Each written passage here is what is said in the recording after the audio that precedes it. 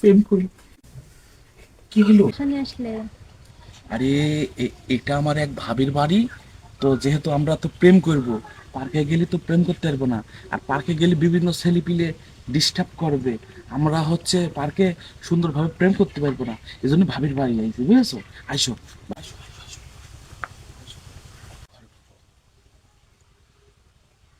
ভাবিও বাড়ি নেই, বালি নেই। বসো বসো, এখানে বসো, এখানে বসো। ঘটনা হচ্ছে, এটা আমার ভাবির বাড়ি। গরম লাগছে, কাপড় চোপড় খুলে নি নাকি? কাপড় চোপড় খুলে নি। হ্যাঁ, দুজন তো প্রেম করবো আমরা, বুঝেছো? এখন আমি একটু দেখি কেউ আছে কিনা।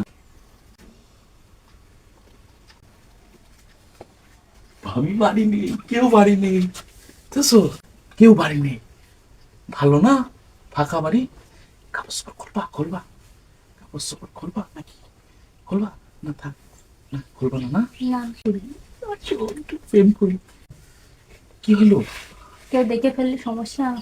আরে এমনিও তো তুমি আমাকে বিয়ে করতে চেয়েছো, বিয়ে করার পরে সব হবে, এখন এসব করলে মানুষে কি বলবে? আরে আমরা তো বিয়ে করবোই। আর বিয়ের আগে করলে সমস্যা কি? না, যা হবে বিয়ের পরেই হবে, এখন কিছু হবে না। আরে আমি তো তোমার ভালোবাসি নাকি?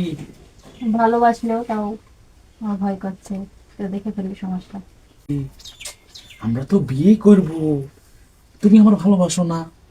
হ্যাঁ, আমি তোমার ভালোবাসি, কিন্তু তাও আরে আমরা তো বিয়ের পরেই তো যা হবে সব তো হবে, কিন্তু বিয়ের আগে হলে সমস্যা কি?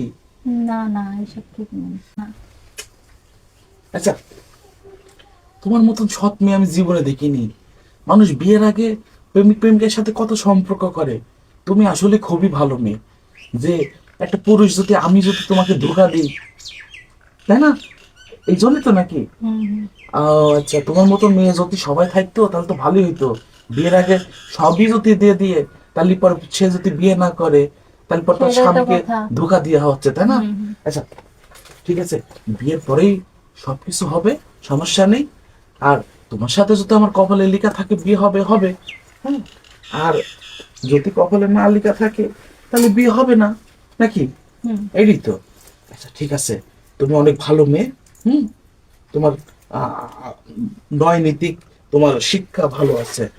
তো যাই হোক, তাহলে এখন তো ভালোবাসা করার জন্যই ভাবির বাড়ি আসলাম। তাহলে কি করব? চলো। চলে যাই, তাহলে বেরিয়ে যাবো। চলো। আচ্ছা।